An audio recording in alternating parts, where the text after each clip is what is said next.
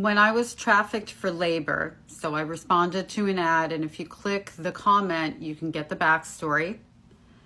They took us from state to state to state. So we were between anywhere from 4 to 8 kids any given time.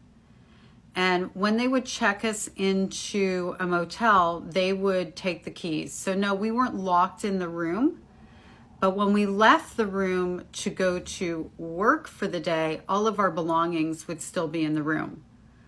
They only paid us the first week or two, and I'm talking like $20 or $30, because they said that the money it was costing for the room and for our food, and sometimes they only fed us once a day, because if we didn't meet the quota, they didn't have enough money to feed us more than once a day.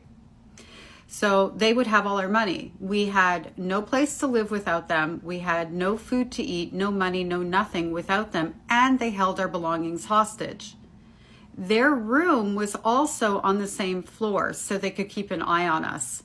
And we were usually anywhere from 4 to 6 kids in one room, sleeping on beds together, on floors, mixed sex, boys, girls, didn't matter. And no, we didn't know each other beforehand. Some had been there longer, some were newer. That's how it rolled out. When they would take us to the location they wanted us to sell at, like, so let's say it was a string of businesses going door to door, or a neighborhood, they would drive by constantly. One, they said they needed to give us supplies as we sold them, but two, it was obviously for them to keep tabs on us through the whole time.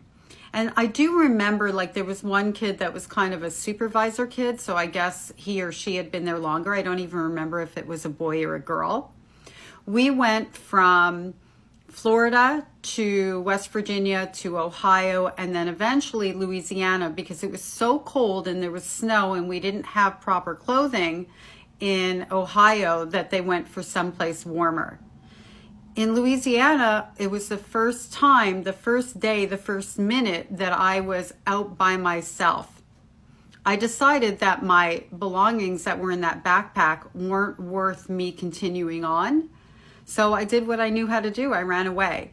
I went into a mall. I tossed all the cleaning stuff, the samples and all that, and I hid in the mall for the day, and I was terrified. I thought for sure they were going to come fish me out.